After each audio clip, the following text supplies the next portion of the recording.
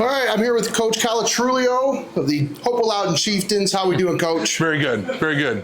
All right, Coach, I want to talk to you a little bit about last season, then we'll get into this season a little bit. So last year, you guys finished 11-1, capturing your 5th consecutive SBC River. Yep. You advanced to the regional finals for the 4th time in the last 5 years. What do you feel the most proud of when you think about the success and the level of expectation that you've created? Yeah, just and that's it. I mean, it's the kind of the sustainability of it. To win a league championship and to have that success is exciting. To maintain it is hard, and it isn't just one class. It isn't just say we had one group. It's been years now. It's been a bunch of kids, a lot of different groups that have contributed to this, and we keep graduating a lot of our good players, and we keep maintaining that same level, and that's something I'm proud of. I'm proud of our coaching staff. Obviously, they're a big part of it as well, and just all of our kids. It's their turn, and they're up next. You really have set the standard here at Hopewell-Loudon.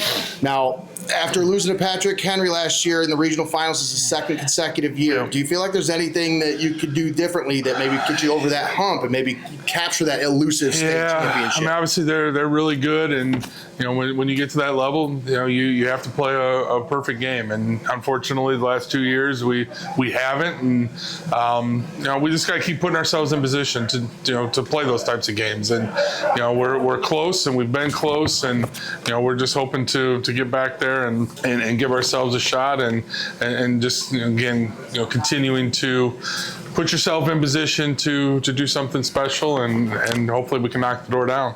Absolutely, Coach. Now you got some big shoes to fill this year. Yep. Braylon Martinez, 3-year starter. Yeah. Your quarterback situation seems to be in good shape, and you got some returning starters. Who has really emerged in this offseason as the leaders? Well, it's always our senior group. I think the guys that we have that have played a lot of football: Mason Reinhardt, Aiden Ewald, Jack. Those guys have played the most football of anybody on our team, and those are the guys that we look to. And obviously we have 2 quarterbacks that shared snaps last year that went 11-1 doing that, and those 2 guys are both back, and they've both put in time, and they're bigger and they're stronger and they're more experienced, and it's always more fun when you have a returning quarterback. Everything just goes so much smoother. You get stuff in faster. You kind of get through those some of those learning the learning curve of a first-year starter, and it's been really nice here through camp just how quickly these guys pick that stuff back up, and now we're gonna be able to expand.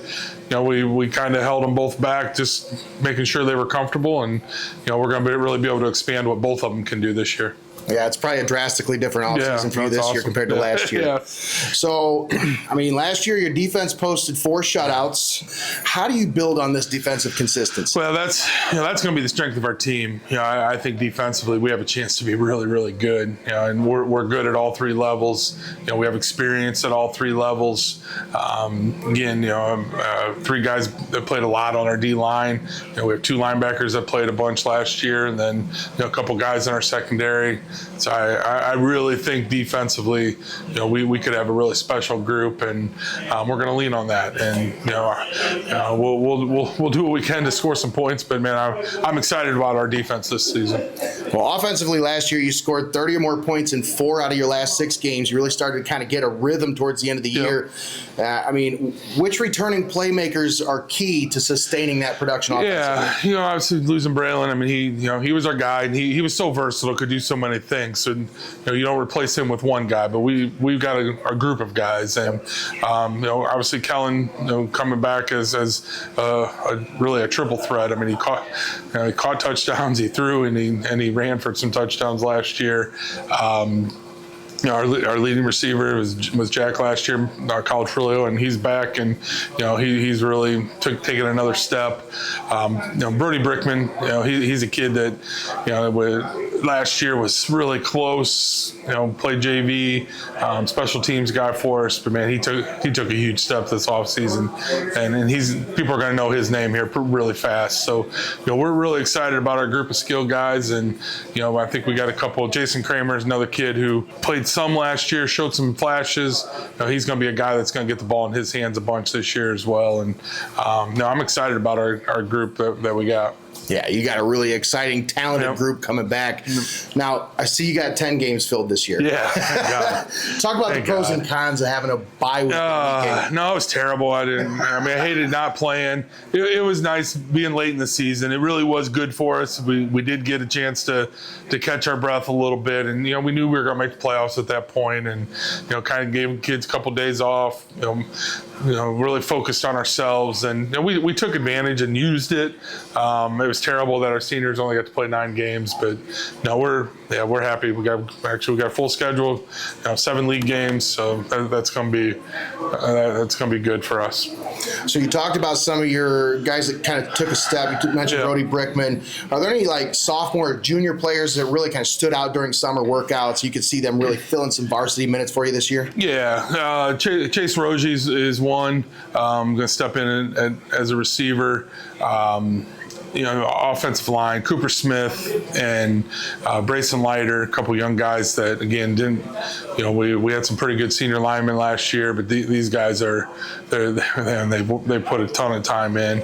Our guys in our secondary, Brody Brickman at safety, Reese Hoover, corner, he's another one who took a huge step. He's going to be ready to be a really good player for us. So we definitely, we have a good mix. Our junior senior class are really good, talented group of kids. This is like that recurring classic game, the week 1 game. Everybody has it circled on their calendar, and everybody checks that score on Saturday when they look at the paper. So what goes into the preparation for this game? This is a big game, obviously, but is it just a game, or is it obviously a big game? It is. It's obviously it's week 1, but it's important. We know. We know what they're going to bring, and you're going to find out how physical a team you are right away. We've both won and lost this game over it's the 5th year we've done it, and whether we won or lost, we've both made the playoffs. We both had pretty good runs in us, so it's it's not like a do or die type of thing, but it's a great test. It's a great environment. That's so much fun for our kids to play in front of the type of crowds that come into those games, and it's big time, and it's exciting. Obviously I'm excited to move. We're going to be moving in. We're going to be in the same league with them. We're going to play them every year. It's going to be part of a league championship competition, but mean a little bit more. Man, I'm going to really miss that week 1 because it's really cool. Everybody's excited about football starting, and it's going to be I'll miss that. So what are you kind of focusing on with Carey this year? When you look at them, when you game plan for that week 1 game, what are you kind of focusing on with your game plan? What are you trying to take away from them? Well, you have to stop the run. That's always the big thing, and it wasn't real. Last year we didn't run the ball very well against them last year, and we'd had a little bit of success the year before, but last year they handled us up front, and we had a big special teams play, and we hit some big plays in the passing game that kind of it's why we won. So we got to focus on the line of scrimmage, and when you play them, you got to hold your own on offense, and you got to hang in there, and because they're going to bring a bunch of big backs and some good speed, and you got to be sound. They will exploit you if you're not. So you look at that 2025 schedule. Obviously, Carey, you're hosting them to start out, and then you got Pleasant. Yep. Then you go on the road. You got a big one against Edison. Yeah. Talk about this one now. That's cool. That's a powerhouse right there.